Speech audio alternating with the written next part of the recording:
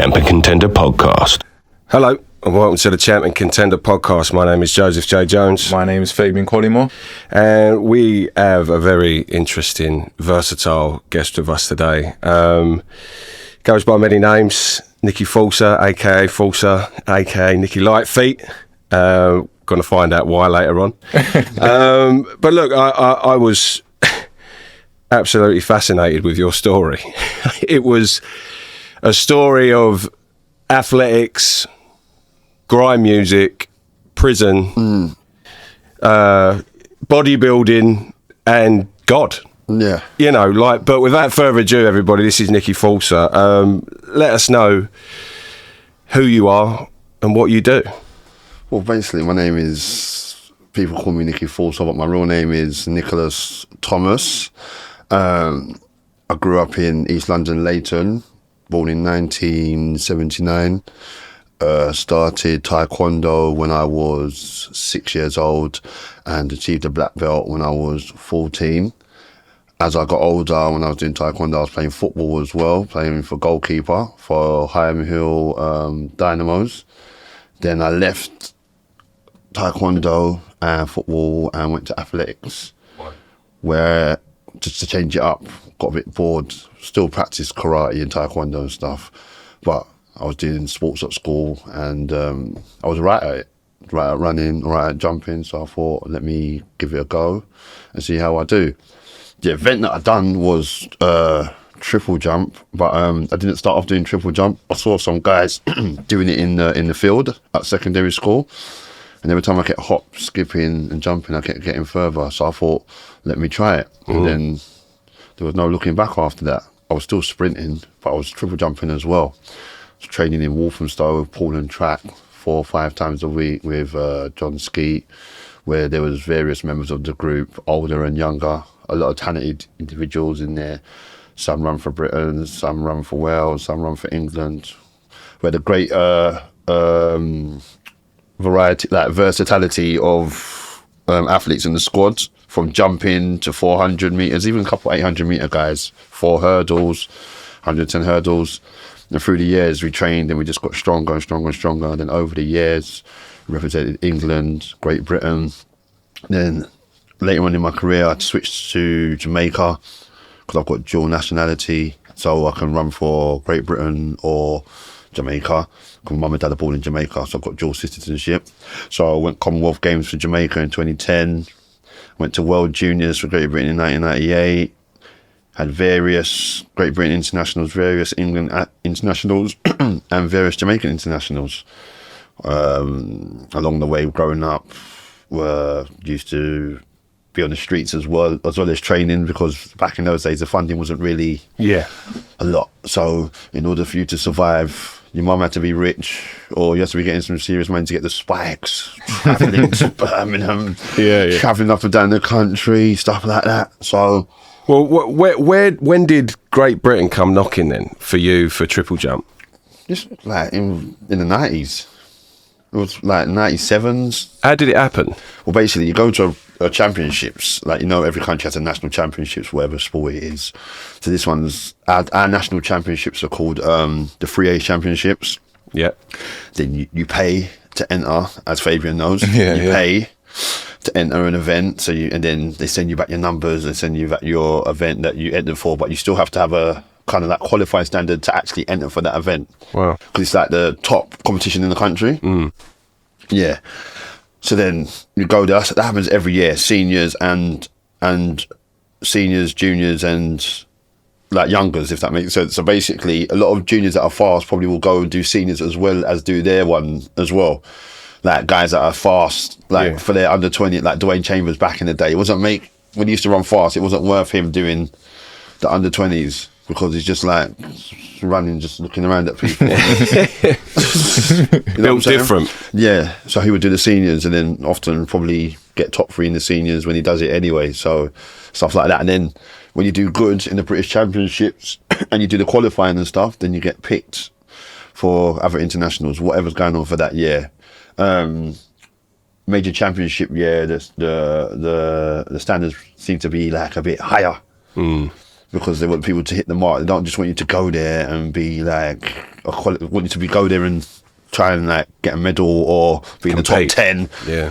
So it's worth their while sending you. But some countries are different. Some countries might send you to get experience, and you might not have hit their qualifying mark. It depends on your country and who you know and all that. Do you know what I mean? Yeah. So what inspired you to do athletics? Well, my mum used to do running when she was young. She was always fast. Then, you know, when you're at school and you're I used to watch Carl Lewis and that when I was a kid. Yeah. Remember Raymond Stewart, the Jamaicans, Merlin Ottey, Yeah. Ben Johnson. Do you get what I'm saying? I used to watch all those people and used to like it. And then when I go to school, try and imitate them. Yeah, do you know what I mean? Yeah. But the funny thing is, there was Jonathan Edwards as well. But that was later on in my life where I liked the jumping aspects of athletics, but I didn't start doing it like, it was more 100, 200 first, and then running, as we all know. Yeah, and then when you're not really good at that, and you feel like you're good at something else, and you move on to the field and then see what's going on. But I just moved on to the field and stayed there. So what made the transition from track to field? To field. But you know what is, someone like me, you know, I'm a bit agile, I can jump. Yeah. Do you get what I'm trying to say? I've got good explosive power. I'm still fast. So if you're, remember karate helped me with all that, jumping and kicking, and so I like jumping as well. That's the honest truth as well. I like jumping. Sometimes you want to mix it up. You know, sometimes just running. You know what I mean? Was that different? Is that because of the training? Yeah, no, but the training probably is hard to do both of them. The training is hard anyway. Remember when you're triple jumping, all those bounding, the boxes, knee joints. So really, I just put extra pressure on myself, didn't I? Way too much pressure. Way too much pressure. So, represented Jamaica in the Commonwealth. Yeah. So that transition from Great Britain into Jamaica, why did you make that transition? Because at the time, Great Britain probably was the best country for triple jumping in the world. Right. We had the world record holder and probably the second best jumper to the world record holder in that era jumping for Great Britain. And there's probably another 3 men underneath them. Yeah. That are probably all top 5 in the world or whatever. So I'm still all right standard, but I'm not really going to make the team like that, if I'm honest. Okay. I've got to be beating like Jonathan Edwards and Philip Sidawa and stuff like that. And these geezers are jumping high 17s. Yeah. Do you get what I'm saying? Yeah, it's so a bit like Antonio. Serious. It's like Antonio, isn't it, for England? Yeah. And then he goes over to Jamaica, I suppose, because he knows, you know, there's an element of like, well, when am I going to get picked as that striker, maybe? Yeah. But even though, I mean, you do more than most could ever do in triple jump, I guess, you know. Yeah. But you know, I was just wondering if it was more a thing of for the flag or for the reasons that you've just said. Do you know what? I like it for the flag as well. Don't get me wrong. Yeah, it's your heritage, right? But if I'm probably totally honest, it was the standard over here was serious. Yeah. Do you know what I mean? And then you're seeing people that you jump in week out, week in on the TV. Yeah. And you're like, listen, I need a looking, mate. Yeah, exactly. That's what I'm saying. So for that reason, you never know. Even if I probably was number 1 or 2, I could have switched. Yeah. You know, but I can't tell you that because it never did happen that way. Yeah. You got to do what's best for you, ain't you? You know what I mean? But it was good travelling. Jamaica. The only thing is the organisation over there is a bit like, oof. You know what I mean? Yeah, definitely. So, but yeah, it was alright. I had a good time doing track and field. Do you get what I'm saying? Yeah, definitely. So what does it take to be a world-class athlete and go to the Commonwealth Games and World Championships, and even as a junior, what did it take? It takes discipline, consistency, and just tapping in. Yeah. To your training and making sure you're just doing the right things and the training plan. Because you know, with athletics, it's still like the winter period for every sport is like bulking in the gym or getting strong and getting fast and more explosive over the October, November, December periods. Yeah. Do you get what I'm trying to say? So you're grinding in those months. If you're doing indoors, you'll taper off the work a bit. If you're not doing indoors, you probably carry on, go warm river training and start to taper off when you're going to warm river training. But the key is not to be too fast at the beginning, and by the time you get to the national champs or the champs and you're faltering. Yeah. So it's all about timing, isn't it? Like some people know how to run fast, go away, tone it down and then come back and boom again. Some people can run all the way fast all the way through the season. Some people run fast at the beginning and then blow up towards the end. Do you know what I mean? Yeah. Depends what kind of coach you got and how your body is and what kind of work you've done. Do you know what I mean? Yeah. Yeah. So it's you still got to know your body as well, because you could be doing like squatting heavy in the gym, and then you think you're going to be running faster than the track because you're stronger, then you're not going nowhere. Do you know what I mean? Yeah. Because you haven't really, you're strong, but you're not snappy strong. Right. Yeah, because you haven't given yourself enough time to get the heavy weights out your system and get the explosive power in and make it start connecting properly. Yeah. Yeah, because you can't just go out there and just think you're going to do something. It don't really work like that. It's like the transition. What was your best moment? My best moment, I've had a couple best moments though, to tell you the truth. What was your best moment in the triple jump? Probably 2003 in the 3As when I was jumping against Larry Achiki and I was winning on the 5th jump, and then the last jump he beat me. But that was like one of our top jumpers. Even though it wasn't a super top competition, you still have to jump decent to still get a medal. Yeah. You can't just think you're going to just beat me like that, if that makes sense. Yeah. You still have to go for it. Do you know what I mean? Yeah, definitely. So I think 2003 outdoor 3As was one of my greatest achievements, because that day I knew I was going to jump good. I think I jumped 16 meters 44, but I felt it. Wow. And I was just on point that day, just charging down the runway. Boom, just hitting the board. So yeah. It's all right. I've had a lot of good experiences still. Okay, I've got a question for you. If you could create your all-time top 4 sprinters in a relay, who would it be? My all-time top 4 sprinters in the relay? Yeah. For some reason, boy, there's so many sprinters, you know. Yeah, but you just have to pick 4. I'm gonna pick like Raymond Stewart. Yeah. Yeah. First leg? Raymond Stewart, probably second. Second leg. Second leg. I put Bolt on last. Round the bend. But that's hard though. Actually, I put Carl Lewis second. I put Raymond Stewart round the bend. So first, Ben Johnson. Yeah. Second, Carl Lewis. Probably third, Raymond Stewart, and then last, Bolt. Okay. Do you get what I'm saying? Yeah. Yeah. I don't really know much about Raymond Stewart. Yeah, but he was a serious runner. If you look back at Raymond Stewart, watch him. His technique is serious. He's a glider. Yeah. Yeah, and he wasn't on as much gear as all them lot was. You could just tell, mate. Yeah. So who's in gear? Oh, obviously Ben Johnson. But I'm just saying, it doesn't really matter about that, because forget that. We're just talking about, and they're serious sprinters. Yeah. Yeah, because they all took something, so it doesn't really matter. No. You know what I mean? Yeah. So I'm not even looking at that. I'm looking at people that have got the heart. I like their running styles and what I think they're good at and why. I also like Ben Johnson because he's a good starter. Carl Lewis has got long legs, like Bolt. Put him on second, Bolt last. Maybe you could probably pick someone else apart from Raymond Stewart, but because I like him as a Jamaican, I think he needs to be in there. Yeah, Do definitely. you know what I mean? Yeah, So that would be for my reasons. Yeah, it's what your taste is, isn't it? In anything. It's why you support a club that you support. It's why you follow the people that you follow through whatever it is, whatever sport. Talk to us about music, because was you a grime artist alongside the athletics? Did you always do it? Yeah, I was DJing as well. Right. I had decks in my house. So what happened, my cousin used to live with me. He used to have 12 10s in my house, and he just left them in my house and just leave them there for months. So then my dad used to go to Jamaica and get the little records, the 4 5s, with the middle. Yeah. So I used to be on there mixing. So sometimes at the raves, I wouldn't MC, I would DJ bashment. When it comes to music, I'm versatile. Either MC or DJ. Do you get what I'm saying? So I've been doing DJing from young. Yeah. And MCing. And it started to go on radio in like 98, 99, 2000. Shine FM, then Deja Vu FM, Heat FM, Freak FM, all of them. And we're just MCing and just doing raves and all that as well. Yeah. Oh, wicked. Yeah. How did Pal come into your life? Oh, Pal. Lethal gave me a call one day and said, listen, I'm doing a tune. There's going to be 10 man on it. We need to spice it up. What do you think? I was like, yeah, man, that sounds cool. The next thing you know, we was in Commander V studio in Walthamstow, voicing the tune. And 20 years later, we've done a anniversary. That's how quick it's gone. So I've done that when I was like 23, 24, now I'm 44, 45. Time flies, doesn't it? It don't wait for no man. It doesn't at all.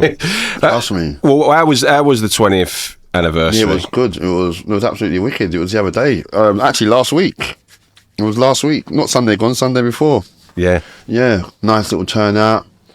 Goodie bags, a lot of TV crew, a lot of MCs turned up. Vibes were good. Yeah. Everyone on the original track there? Yeah, a couple of people were missing.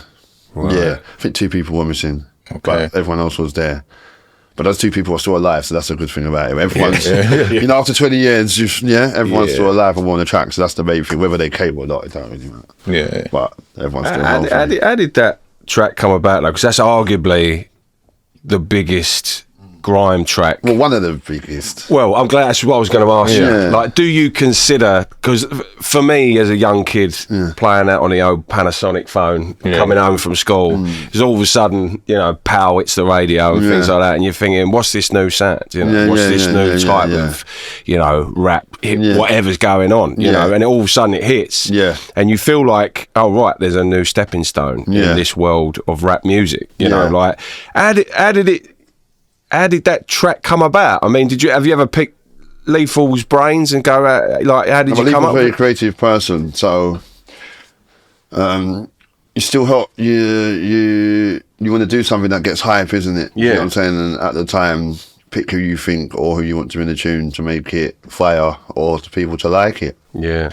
And obviously up to this day, people still like it. So whatever we done 20 years ago worked. Do you know what I mean? Yeah. Yeah.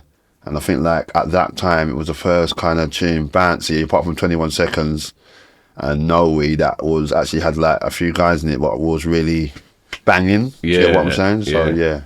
So what songs would you say that has lasted as long or are just as good in the grime scene? 21 Seconds. Yeah. Noe. Yeah.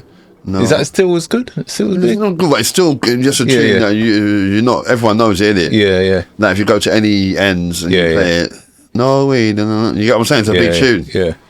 21 Seconds, that's probably the biggest tune. So 21 Seconds, you would say that is bigger than Pow? Probably, yeah, of course. Yeah. Did it do bigger in the charts? I swear it went #1, didn't it? Yeah. 21 Seconds is I'm not a pretty joke. sure. Yeah. It was there for a long time. Yeah. And the thing is, even like kids that weren't into grime or like rap at that point or anything like that, they'd be singing it in school and stuff like that. Because I'm a singer-songwriter, and it's things like that. Like I know that for a reason because I'm Joe Blogg's General Public. Do you know what I mean? So I appreciate grime down to a T, because to me grime music is punk music because it comes from the streets, it comes from a real force within, you know, like it's anger in it. You know, you're having a go at the people that are up there and you're down there, so to speak, and you've got something to say, really. I love grime for that aspect of it. So, but with grime music, say artists like Stormzy and that, with Shut Up, you know, do you consider that a grime track of today? Do you think that that's like a big one up there, or do you think he's too much of a pop artist? No, I'm saying at the time, but it's like a different kind of era though, kind of thing. I don't know how to really judge that one. Like obviously people jump up and down and think, but that didn't really did Shut Up ban raves? Did it? I don't know. I don't really know. But obviously it's a big tune. It Storms in it, so it is big, isn't it? Yeah. But I'm just Tell us about the raves then and all that, say banning raves. Like what did the song do? Have you got any stories? Well, to tell you the truth, I was never really in the crowd. Like obviously some places I went to, I was in the crowd, but you know what kills it for me? How am I explaining this? Like when you're on the tune, it doesn't feel as mad as if you wasn't on the tune. Right. If that makes sense. Okay.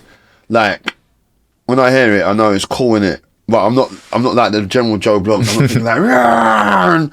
When I look at other man in the crowd, people are getting knocked down. Yo, pow, pow, pow. I'm like, yo, brother. Calm down. You get what I'm saying? So, probably because I'm older now as well. But I didn't really think like, yeah. When they used to ban it, I used to think, okay.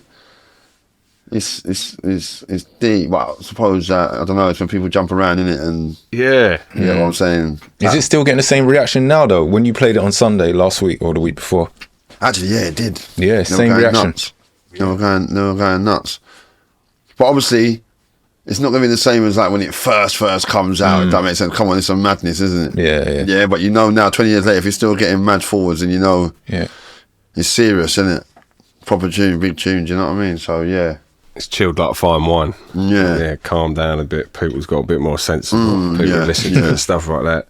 So, have you got any plans to release new music? Yeah, I'm just waiting 2025. It's been stressful, you know, when you've got the kids and all that, and you're up and down. It's like, yo, but yeah, I've been writing my stuff in my house secretly. So you write all your own stuff?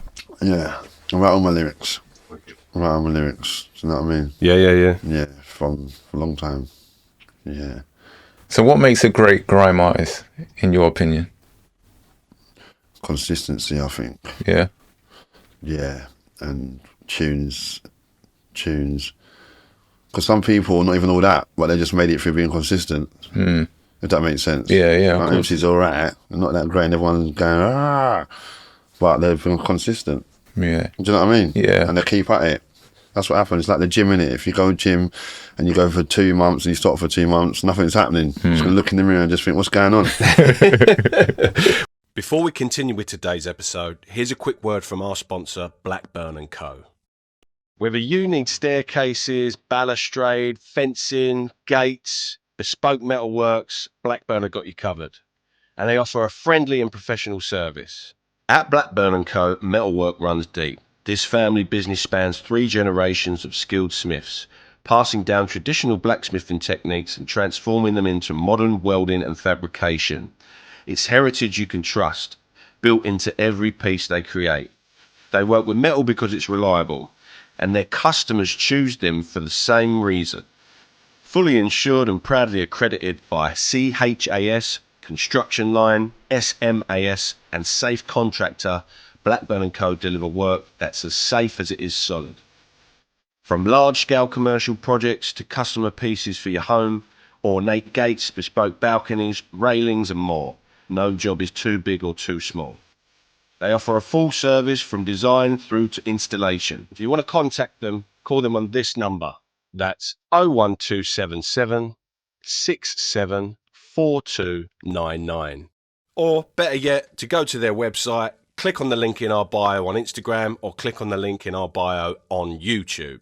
Right, back to today's episode. We've got a bit of a game, and we normally do this towards the end. But your story arc, you know, I want to lead on to other things, but because we're talking about the music right now, we've got a game called Shot Stopper, right? Shot Stopper, yeah. So what you do, you put 2 names up against one another. Yeah. You have to pick one of them names because they're your favourite, or for other reasons, personal reasons, it might be you might know this artist or whatever. So, for example, I always do it like this. Boxers, you put Muhammad Ali up against Joe Frazier. I'm going to pick Muhammad Ali, right? Yeah. And all of a sudden, you pick Muhammad Ali, so then he goes up against Tyson Fury. And then I'm going in my head, I don't know if I can pick that one. Yeah. So what I do is I'll give you a shot if you can't pick. Right. Okay. Yeah. So, right, we're going to do this. This is your shot stopper. Okay. Which is this is grime. Okay. So we're going to do grime artists. You start us off, Fabe. All right. We got Major Ace or God's Gift. First of all, I want to say R.I.P. Major Ace. Yeah. Because he was my guy. I loved his personality. Loved his MC and all that. But for me, it has to be God's Gift. Mm-hmm. Do you get what I'm trying to say? Yeah. Reason being? Huh? Reason being? Serious MC. Yeah. Serious. One of the top. Yeah. God Gift's one of my top guys. He's ready for anyone. Yeah. I swear. Okay. God's Gift's the man. Yeah. Okay. Yeah. So, God's Gift or Maxwell D? God's Gift. Okay. God's Gift or Storming? It's got to be God's Gift. Yeah. Really? Well, he's doing all right. Right. God's Gift or Sharky Major? God's Gift. Lyrically. Yeah, lyrically. This is God's Gift. Don't call him God's Gift for He's nothing. one of my favourite guys. Yeah. I'm sorry, it's mad you asked me that. Wow. Yeah, from back in the day, well. you can't class God's Gift like that. When he's ready for you, it's serious. I'm telling you. Okay. God's Gift or Gets?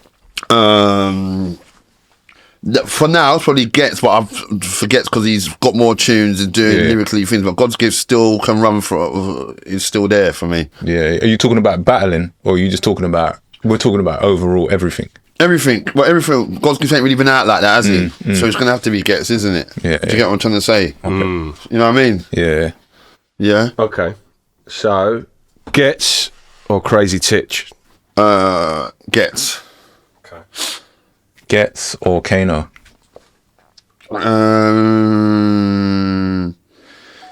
For me, Getting filled. I probably think Gets.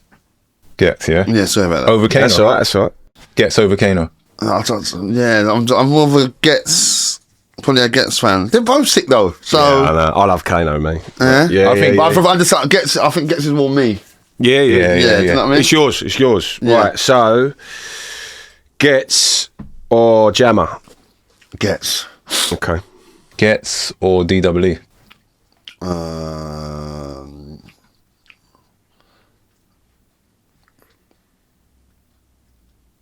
I like them both. Maybe a shot. What's that, a shot then if you can't get... If you can't pick them, it's a shot. Yeah. Yeah, I can't pick that one. Okay. What do you want? We got. Do you want a limoncello?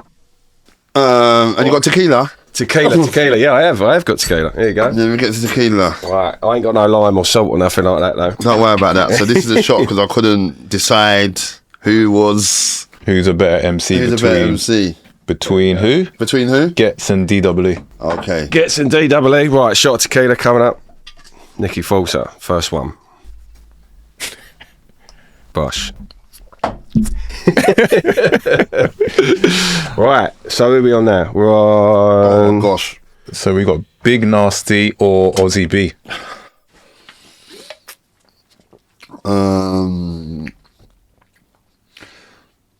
Probably. Probably Aussie. Okay. Why is that? Why is that? Yeah. Why is that? Yeah. Why is that? Because Aussie's from East. And I know better, but I know more about his lyrics than I do Big Nasty. Okay. Okay. Right. Aussie or Chip? Chip. No, not like that, what I'm saying. Come on. Yeah. You know what I mean? Okay. Chip or JME? Chip. Why Chip? We never asked. It's a lyricist. Got some sick flows that man can't even deal with. Yeah. He seems to be coming back a lot now, doesn't he? I didn't think he ever gone anywhere. No. But like, do you know what, right? It's funny because I say that as like sort of a general pop head. Do you know what I mean? Yeah. It's like if you, because say grime probably isn't my go-to music, but I appreciate it. Yeah. And then when you see them do something commercial, like, oh right, he's back. But then he never left. Yeah. That's wicked to say that. So okay, so who are we on now? Me and it. So Chip or Wiley? I wouldn't say Wiley's Godfather, but to me, they're both Nang. Some old school words there. Yeah. Nang. I heard that word for ages. But I can't take another shot though, so I'm gonna have to choose one, bro, because this is all too much. You asked for tequila. Wiley. Wiley, okay. Okay. Wiley or Skepta? Or Wiley. Wow, okay. Wiley or Lethal B? Wiley. Oh, okay. Why? He's a Godfather. Okay. You can go. All right, cool. Wiley or J2K? Wiley. Right, Wiley or Nico? Wiley. Wiley or Bashi? Wiley. Okay. Wiley wins. Okay, Wiley wins. The Godfather. Listen, let's talk about your time in prison. What happened there then? You know, from sort of having this, you know, athletic upbringing, so to speak, music and stuff like that. Why did it go down the route of getting arrested? What happened there? Why was you arrested? Because obviously, well, it's not obviously, but you're doing things probably to make more money, Yeah. and then you just get caught in the vicious cycle. Do you get what I'm saying? Yeah, Because really, if you're doing sports and you're getting funded and you're comfortable, you've got the bills paid. Well, obviously not a big man, but I'm saying like you're getting the bills paid. You've got money to go traveling, money to go to training. You can buy sports stuff. Yeah. Excuse me. Sorry. Then you wouldn't have to be going out on the roads to make money like that. Do you get what I'm saying? Of course. Not desperate like every minute, but I'm just saying. Money helps. Yeah, basically, yeah. Money helps. Yeah. What was the hardest point in that experience? What, in the prison experience? Yeah, yeah. It's like the beginning part, you know, when you just got to go through all the court stages, going backwards and forwards to court, not knowing where you stand. Do you get what I'm trying to say? Yeah. And stuff like that. And then you're just thinking, oh, mate, what's going on here? Yeah. But then sometimes you just say that and then you still go back and do the same thing. Do you know what I mean? Yeah, yeah. So it's like a vicious cycle. So is it more mentally or emotionally that it was affecting you during that period? Both. Yeah. Yeah, mentally and emotionally. Do you get what I'm saying? Yeah. How did the family handle this? Well, don't forget, it's like when you're doing a sentence, it's like your family's doing it as well, isn't it? Do you know what I mean? So it's not just you, it's the whole family gets affected. Kids, mum, dad. Do you get what I'm trying to say? Aunties, uncles, do you get what I'm saying? Cousins, stuff like that. So it's not just you that does a sentence, it's the whole family. Yeah. I guess that affects you when it's... Obviously, you know when you can't see your kids, isn't it? And you're banged up and you're speaking to them on the phone. Do you know what I'm saying? Stuff like that. It's not nice. And like when you're coming back and you're like, soon. Yeah, so stuff like that. It's not good. It's not good. When you talk about your mental state in prison, Yeah. what did you do to help your mental health? Me, exercise and write Yeah. and read. So focusing. Yeah. So write, read, exercise. Do you get what I'm trying to say? Read books, write lyrics. Do you get what I'm trying to say? Yeah, yeah. Do business plans, think of things like that. Do you get what I'm saying? Keep your mind occupied. Do you know what I mean? Was there anyone, like, did you, because you're a PT, right? Yeah. So did you train anyone in the prison? and Yeah. stuff like that? Did you- Always, yeah. Whole sessions and things? Yeah, we hold sessions like we do circuits on the yard, jog, circuits, weights, circuits with other prisoners, stuff like that. Oh, wicked. Everyone keeps fit. You know what I mean? So Yeah. yeah. Is it a place where you, I guess, I mean, I've never been in prison. I don't want to go prison. but Yeah. I guess it's a place that you have to keep sharp, keep turned on. Yeah, of course. You know what I mean? Or Like, just keep keep fit. yourself to yourself, innit? Do you know what I mean? Really? Is there, you know, it's sort of, it's one of them things, if you've never been, you only see the TV and the movies of it, and you think, is that exaggerated to what prison life is? You know, is it, I don't want to say a calmer place to be than what the TV shows, but is it accurate to what like movies show? And you know, It depends. I'll tell you what, it's not gravy. It's not all gravy. no. For me, it's mental though. It's the mental for me. How long was you in? Nearly a couple years here, a year there, 9 months there. Do you get what I'm trying to say? Yeah. Not super long, but long enough to just make you think, what am I doing? Yeah. Do you get what I'm saying? And then going back again. So you go back, you come out, and you don't learn your lesson. Then you end up going back again. Yeah. Just for something petty because you're still on license or. Do you get what I'm saying? Yeah. It's like, right, it's hard though. Yeah, because you got to fight your way out of it, I guess, because I suppose it becomes repetition, like what you're doing and that. But I mean, you come out of prison and then you start bodybuilding, right? And like competing in bodybuilding. I mean, that must have been like an ultimate focus, Yeah, like it was, just it to was, yeah. keep your body in, you know, pristine condition. Almost a reflection on the brain is Yeah. the physical form, right? So it's like almost what you fight up here. Yeah. You can put into a place that people can see physically. Yeah. I mean, give me some tips on how to build my body and get big. Have some tips. Well, you've got to be attending the gym. That's number one. Yeah. You've got to be eating. Number 2, eating's the most important thing. I eat a lot, but not the right stuff. But try and eat clean. Do you Yeah. get what I'm trying to say? I'll say try and not put too much body fat on, and then strip it off. Just try and keep it moderate, and then probably be in a surplus for 3-4 months, and then be in a deficit after that, just to cut and to see what you look like if you want to cut like that, or you could just do a maintain. Yeah. Where you just keep it how you like it and just probably burn the fat but keep it the same kind of weight. Yeah. But it depends what your metabolism is like as well. Terrible. So you've got a slow metabolism. Yeah. Yeah. So you've got to be extra careful. Right. So what would you, let's say, what's the first thing I should do? Cut out the sugars. Do you drink alcohol? Yeah. Try and wean down on the alcohol, cut out the sugars, drink more water, at least 3 to 4 litres a day. Yeah. Yeah. Try and probably have breakfast, some eggs, something like that. Eggs. You can have it, mix it with a shake, have it on its own. Yeah. Mid-morning. I don't know, what do you eat for mid-morning? What do I eat? Loads of I'm like one of them. I go for pastries, I do all that stuff. So you want to eat a Greek yogurt and a bagel or something like that, yeah. with Philadelphia spread or something like that, and then pre-workout like a chicken breast with salad and a little bit of rice, something like that. Yeah. And post-workout, chicken breast or fish, rice, veg. Okay. You know what I mean? Right, I'm going to get some, after the cameras go, right, it's down a regime. Get what I on the mean? go. Yeah. Like that. So you have to be careful like what you eat. Yeah. You are what you eat, aren't you?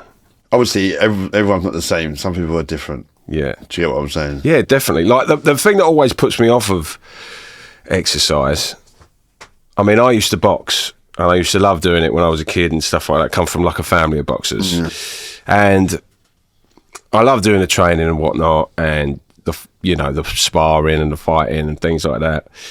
But, beer comes into your life, alcohol comes into your life, it's almost like you've got like a mistress you can never tell to go away and she's always there. It's the thing you go to in the dark times and the good nights. But like, do you have to give up alcohol completely to if you want to gain muscle? Well, I'm not really a drinker, so even this, you gave me this JD and coconut one shot, I'm dying. I'm alright, but there's no music playing. So I'm like, yo, but it's cool. Obviously, that's not really helping you with the alcohol and that, because obviously that's sugar. Yeah. Do you get what I'm trying to say? You don't want to feel like this and then we go into training. Gets you bloated, causes fat. Do you get what I'm saying? Yeah. So obviously if you're drinking little doses or when you go out to eat, you have a little drink, that's all right. But every other day, it's starting to get a problem. So depends how much you drink now. Too much. So are you still competing now? Or No, I'm trying to compete in 2025. Yeah. Okay, so all right. So new music and compete in 2025. Let's see what happens, innit? You know what I mean? Yeah. World's your oyster, why not? Why not, eh? Yeah, have a go at it. Blimey. So talk us through a competition in bodybuilding. Like what's the setup like? Well, it's like it's like athletics when you got to sign in, enter. Then on the day you go and get your numbers. I ain't competing for a little while, so I don't know if it's changed up, but I know you go there, you get your numbers, and then they tell you what time you're on. Then obviously on a day of competition, you want to like eat the carbs to make your muscles start exploding out, but you got to eat at a certain time before you go on stage, so everything hits on time. Yeah. You'll get your tan. Right. You go and get your spray tan because obviously you need to be shining and stuff when you're on the stage. So you go into the tent, the woman's like, you're like that, covering up. She's like, turn around. Then you look like you just come from Benidorm. You got the tan. You get what I'm trying to say. Everything's tanned up. Then you're gonna go behind the stage before you go on. Start pumping up with the bands. Yeah. But you don't do your legs. You only do your upper body. Why is that? Because the legs, like, you don't want them. Basically, the legs doesn't. If you squat like with them, it doesn't show the definition. Like they're pumped, but you can't squeeze them properly and see the definition. So you would only pump up the upper body. Okay. And leave the legs, because the legs should be, when you squeeze them, they should be ready to go. Yeah. Do you get what I'm trying to say? So that's why you always see people backstage doing upper body, no legs. You never see them squatting or nothing. Yeah. It's So you do interesting. that warm up, and then go on the stage and pose your heart out for someone to say yes or no. Right, so all the posing side of it, I mean, it looks so strenuous when they're doing, like, because obviously the wings in the back and all the rest of it coming out. It's like, where's it come from? I mean, you know what I mean? You think, Jesus, it popped out of nowhere. It's like hulking up or whatever. But like, in terms of, is there ever a frosty attitude with other competitors, like, or are you all quite supportive of one another? Obviously, it's man supportive, but it's a bit. You can be frosty at sometimes, isn't it? Yeah. Do you know what I mean? Like one year, I was on the stage with this Polish guy, and me and him was like pushing each other's arm, like to get on the stage, to get in front, to pose down. Do you know what I mean? Oh, really? And at the end of it, we did both of us didn't get nowhere anyway. So I was like, what's the word for that? Well, obviously, people do that sometimes when a man's posing and just like might go in front of him and bust the next pose and that. You know what I mean? Yeah, and stuff like that. So yeah. Do you have any plans of doing it internationally, or is it just all? Well, I'm gonna try, but I'm an old man. I can't believe it. I'm 40 something. I didn't. It's just like I feel like I'm a veteran now. But do they have categories like that? Yeah, so I'm in the old man category. Can you believe it? But I'm sure that you do well in that Master, category. I'm 45 years old, mate. Mate, if I took my top off now, it looks like Tyson Fury before the workout. If you took your top off, it'd be like 25-year-old. Do you know what I mean? But right now they're not caring about that. I'm an old guy. Really? So it's nothing about Obviously, I physical. can do that. I can. If you look good in it, you can do. You can enter. But I'm just saying, I can still probably enter for like the normal thing, and then enter for my age. Okay. Like over 45s. It sounds mad, doesn't it? The other day, I was 25. Oh yeah, over 45s, mate. It's like, What? So you can't compete in the yeah, I can. But I'm just saying in the open thing. Yeah. But I'm saying I can still do another one, try and get another medal with over 45s. So you don't think you'll look good against? Yeah, no, I will. But I'm Oh. saying because of my age. Yeah. Yeah, I can enter that category, but I can also do that for 45s. wow. Do you know what I mean? What, more medals? Do you get what I'm saying? More medals. Why not? Take Why it. not? But them man are serious as well still. So don't get Really? twisted. Yeah, got some wham guys that are 45 and that.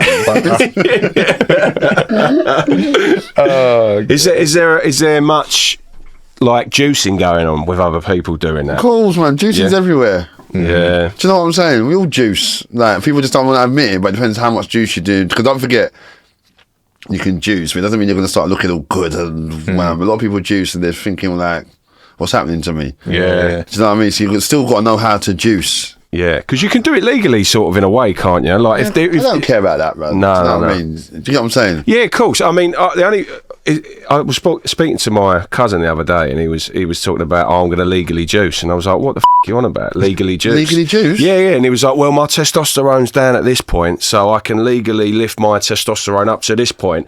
And I was like, are you just chatting? I was thinking, if you're juicing, you're juicing. You're juicing, bro. You're juicing. He ain't taking OJ, is But he? man wanted to He's say juicing. that to make it look good. Yeah, my testosterone level's down here, trying to get out to there. No, you want to juice. Shut up. Yeah, you know what I mean? So it's pretty prevalent still in the game. but it doesn't work for everyone. People think you're just going to juice something. Miracle's going to happen. Yeah. Still got to put the work in. Still got to eat moderately if you're right. Still analyze what you're doing. Not just poking or. You know what I mean? Yeah. What's the dangerous side of juicing for people that don't know, like youngsters? I mean, I know a fella, and it was shocking. What, Like, mood swings? mate, I used to work with him on. I used to work with metal. I was a metal fitter, and this lad was 20, and he looked like Arnie. You know, he was a freak. And you looked at him, and you went, "How the hell are you like that?" And being naive, you know, mate's like, "Oh, he's juicing, isn't he?" It's like, "Oh, right." And you talk, and then honestly, something goes wrong. Tasmanian devil or something. Just going mad at you. But it was a bit. I didn't, you know. What's your experience of the bad side of juicing? Well, to tell you the truth, me and juicing, I don't really go over the top. That's what I'm saying. My body don't really need a lot of juice like a certain man. No. So I know what they're going through though, because you can feel a little bit. Sometimes, like, I don't know, certain man might be juicing, and their wife might give them the wrong, like the food might be cold, Right. and they're like, "Yo, warm it up," stuff like that. Do you know what I mean? Yeah. But certain guys that don't really train, from now and again, they might just do a mad juice. It's not really working out for them. You know what I mean? Because they're not really used to it. Yeah. Or they're doing too much. Yeah. And they're just coming in like Hulk in the house and stuff like that. Yeah. So, yeah. Depends. It's all about the body, what your body responds to and how you react. Yeah, it's like any drug, isn't it? Really? Yeah, I mean, yeah. you can get people down a pub that are doing all sorts, and you think, how are they still alive? Yeah. You know, I suppose it's Exactly. the same thing.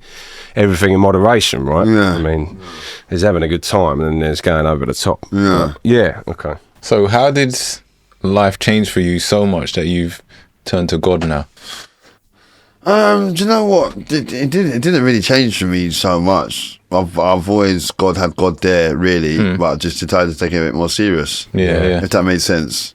But don't forget, even though you meet someone or they're you still got to want to do it yourself. It's got to be for yourself. Do you get what I'm saying? Yeah, of course. But to tell you the truth, I'm not gonna lie. It's still very hard. It's a process. Do you get what I'm trying to say? Yeah. Yeah. So I'm not gonna sit here going like it's all gravy. It's not. Yeah. Sometimes I'm struggling a bit. Do you get what I'm saying? If I'm honest with you, like to do certain things, or as humans, we all have our sin or certain sins that we like. It's very hard for us just to drop them. Yeah. And then just, do you know what I mean? So sometimes I'm falling back into certain things and falling out. But the funny thing is like you still kind of know what you're supposed to do. So that kind of helps, if that makes sense. Do you know what I mean? But it's very hard. So what was the turning point, or was there someone that helped No, you? obviously my fiance at the time was going to church, but I was going to church in prison as well. So it was a good look. So I just carried on going with her. Do you get what I'm saying? Because I always wanted to get baptized again and just like repent of my sins and all the things I've done and stuff like that. Do you know what I mean? But it's like I've done that and I'm still half in, half out. Okay. Not half in, half out, but certain things are easier to do than other things. I will say that my patience has got better. My anger's got better. Like, maybe I shouldn't have drank this tequila if I'm on the podcast. You know, stuff like that. Yeah, but you know what? I think there's having a good time. You know, you got your phone out, you're filming it, you're enjoying yourself. I think it's allowed to have that. Yeah. It's not a demon. Yeah. That's just being all right. You know, Yeah, I mean, yeah. I come from a family of people that were brought up in pubs. You Yeah, know? yeah. And I think it's what people. I'm defending like the devil on the shoulder now, isn't it? No, but I mean it like, you know, Yeah. I find some of the nicest people in pubs, and they drink all their lives, but they're not alcoholics. They're, Yeah, you know, yeah. they can be a head. yeah. But they like to drink, you know, and they have a good time and a chat. And what you just had a shot and a JD. There's nothing wrong with that, you know. It doesn't make you any further away from what God is, you know. But like on that, it's interesting to me because, I mean, going through your story, there's obviously been demons there in the past. Yeah. And to me, to have the confidence to come out and say, I've found God, I have a relationship with God. Yeah. It's a powerful thing. Yeah. You know, like I'm a bit scared of doing that. Yeah. I don't have the balls to say God, you know, like I have a relationship with something unworldly that I don't know about. Yeah. But like not to be a big question, not what is God to you, but what is your relationship with God? Like when do you talk to God? Well, every day. Every day. Yeah, every day. Even if I'm not reading my Bible on certain days, I will make sure I'm praying as well. Or I might talk to some of my pals that are in church as well. But I feel like I relate to Christians that are had lives like me, as opposed to Christians that are just brought up in their household from the start and just been Christians all the way through and haven't really experienced nothing in life. Yeah. Those are the ones I find it hard to talk to because they don't know about certain experiences. Oh, yeah. So I get on better with probably people that have been through the war, not like the wars or coming from where I'm coming from, so we understand each other more. So certain things, other Christians might not understand what you do, other ones will. Yeah. Because they know where you're coming from, as opposed to them not just born with a Bible in their hand and don't know nothing. Yeah. It's church, which is cool. Yeah. But everyone's different, isn't it? Everyone comes from a different background and a different upbringing. I live by what are you worth without the stories you have to tell. So if you are literally born with a Bible in your hand, you know, and you're not going to see the world for what it is. Yeah, exactly. You're going to fear the world. You know, you're not going to experience the badness. You know, if you go through the dirt and you come out the other end of it, and you say, actually, I'm gonna be better. Yeah. I'm gonna find something in the ether that is God to me, because God's different to all types of people, innit? You know, God can be, you know, I see God as I speak to my granddad, you know, and I'll speak to him in the heavens, and maybe that's because it's guiding you or whatever. Do you pray? Do you know what I do? And my mum's always said this to me: ask your angels. Okay. So what I do is I ask my angels, and I'll say, even for a stupid thing, like if I'm in a car park and I can't park, I say, angels, give us a car space. All of a sudden, the car park will come out and I can park. But for bigger things, especially, like, you know, my wife's pregnant. Oh, congratulations. Thank you, cheers. Like, little girl on the way, and I'll say to my granddad or me angels, as I put it, like, please make sure my little girl's going to be all right. You know, make sure Georgie's all right. Yeah. In a way, that's praying, isn't it? You know. Yeah. I hear what you're saying. Yeah. Yeah. But so in terms of when you pray, are you praying for forgiveness or? Well, to tell you the truth, not like, maybe if you did something the night before that you feel a bit wrong, then it's more forgiveness the day after. Yeah. But on a daily basis, I'm not going to lie, I'm thanking God for waking me up this morning. Yeah. There's loads of people that had plans last night and didn't wake up this morning. Thank God for my kids. Everyone's woke up healthy, family. Let's have a good day today. Let's try and do the best we can today. Let's try. Do you understand what I'm trying to say? Definitely. Move righteously, do good at school, work, stuff like that. Do you get it? Yeah. Make sure the kids are all right at school, pray for them, to have a good relationship with the teachers. Do you understand? Everyday stuff that needs to be done and conquered. Do you get it? So, yeah, and don't forget, because it's not going to be easy. It's not easy. So just because you're turning to God, you're still going to have bumps in the road. Yeah. Do you get what I'm trying to say about those bumps? You just got to just hold them, because there's better to come than the bumps. Do you know what I mean? Definitely. So that's where it is right now, to tell you the truth. Do you have friends that sort of aren't on that God path? Yeah, I have. But the thing is, it's funny because I've got friends that are not, and I've got friends that are.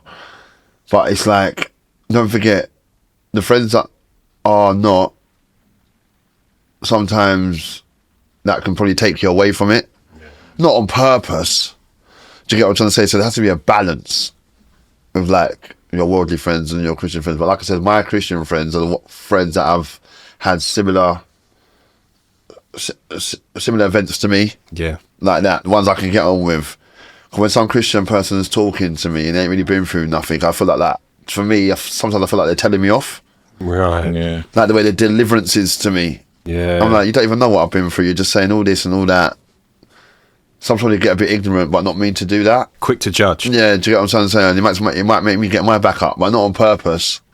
Yeah. Do you know what I mean? But don't forget, I'm still a new Christian. Even though I've been going to church for years, being born again and trying to do certain things, it's a bit uncomfortable. But don't forget, it's easy to be in the world, isn't it? You do what you want, innit? Yeah. So then when you're trying to be religious, there's certain things you don't want to do. You're like, oh, why can't I do that? It's kind of hard. Do you get what I'm trying to say?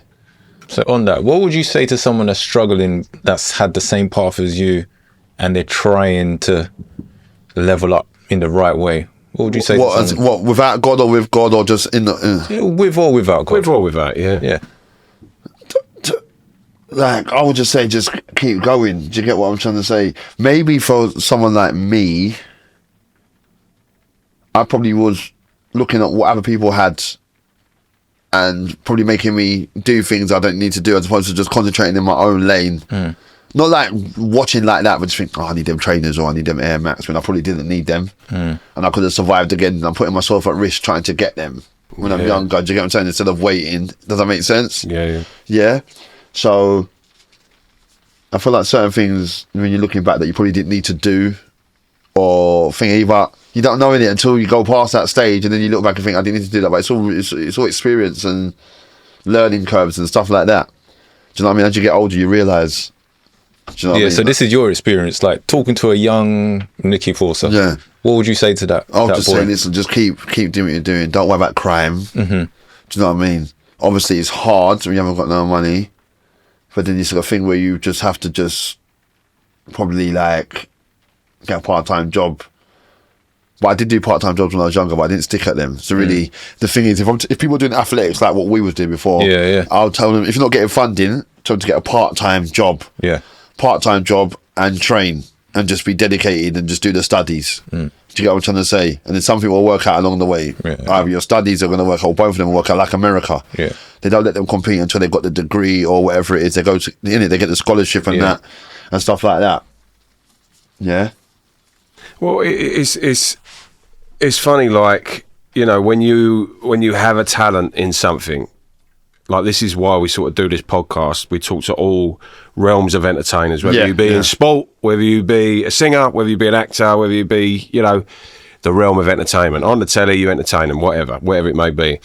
I always think it's very hard when you have something, when you have a God-given gift, so to speak, say with your triple jumping, with your athleticism, with your grime music and things like that, you know, it's hard to conform to normal life and get that regular Joe job. And it's like, we were talking about it the other day, weren't we, like chasing a buzz. You know, like I could never come down from the fact that I used to sing to thousands of people and things like that, and it's gone a little bit now, and I'm chasing after that, and I chase after it, but it's all right to sort of be in reality, innit? You know, it's okay to be like that, you know. But I could totally understand what you're saying. Like, you chase money, and we all do, you know, because it's like you have to live. You can't live by your dreams as much or anything like that, can you? But what's next for Nicky Forcer? With me, but I'm just working on a few projects, to tell you the truth. Do you know what I mean? Because don't forget, you can still get caught into this Instagram hype and stuff like that. Yeah. Do you know what I mean? Definitely. Yeah, so I've just got a few things up my sleeve that I don't really wish to thingy. Not like that. It's nothing deep like that. But sometimes when you talk it out, it doesn't necessarily work. Yeah. But I'm just trying to basically help people out and different kind of things. Yeah. Yeah, vulnerable people and stuff like that. Oh, brilliant. That need help. Like, do you know what I mean? Do you work with a lot of youth? Well, I'm not as of yet, but I'm starting to. Do you get what I'm saying? I'm doing more PT and helping people get back into the world and stuff, and people with anxiety and stuff like that. So I'll go to a client's house that don't really want to leave their house, but still want to do a bit of training and that. But I get ready to go out to the gym. At first, I don't want to go to the gym. I'll do home training with them and then I'll build up their confidence. Yeah. And then I'll get them ready to go to the gym and then be a bit more mingling with people and stuff like that. Do you know what I mean? Yeah. Stuff like that. So I've got a couple of those clients still. Because people don't really have the confidence sometimes, do they? I mean, I think everybody suffers with anxiety. But what's how do you train anxiety out of someone? Well, I'm not an expert. Well, not your personal, you know. Not like that. But in terms of actually training, what do you find getting works? Confidence, going to the gyms, not really worrying, believe in yourself, like stuff like that. Do you know what I mean? Yeah. Because there's a lot of people life's hard right now. Yeah. Do you know what I mean? Yeah, definitely. Cost of living's crazy. Do you know what I mean? Oh, mate, it's worse than it's ever been, isn't it? Yeah. I mean, it just feels like, I don't know, the clans have taken over the circus. You just got to keep going though. Yeah, you know what I mean? Definitely. So that's my motto. Just graft it out. In your opinion, what is success? Well, to tell you the truth though, do you know what kills it? I'm not being funny. Success is God, really. Because don't forget, there's loads of people that's got money, big things, and they're still not happy. Yeah. They're still kind of empty. Yeah. Do you know what I mean? You still when you got money, you're still searching. What are you searching for? Do you know what I mean? So maybe you can have that, and God fills that empty space. Do you get what I'm trying to say? Yeah. Then you'd be cool. Because there's a lot of people that's got money and that, and they're still depressed. Or still off. They ain't got no woman. Still not. Do you know what I mean? Yeah, yeah.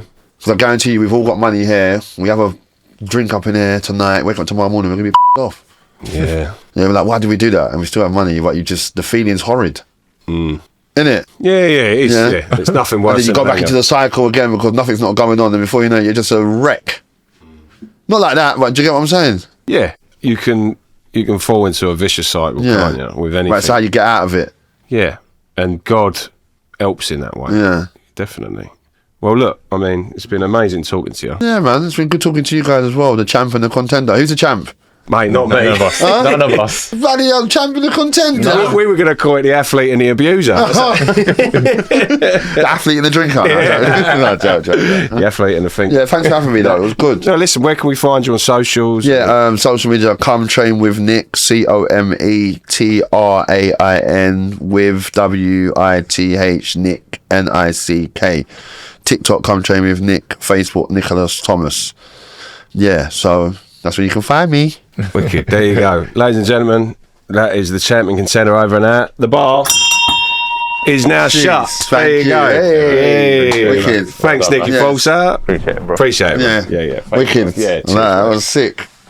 Did you alright though? Yeah, you did good. Yeah? Definitely. All these interviews and that. Whoa.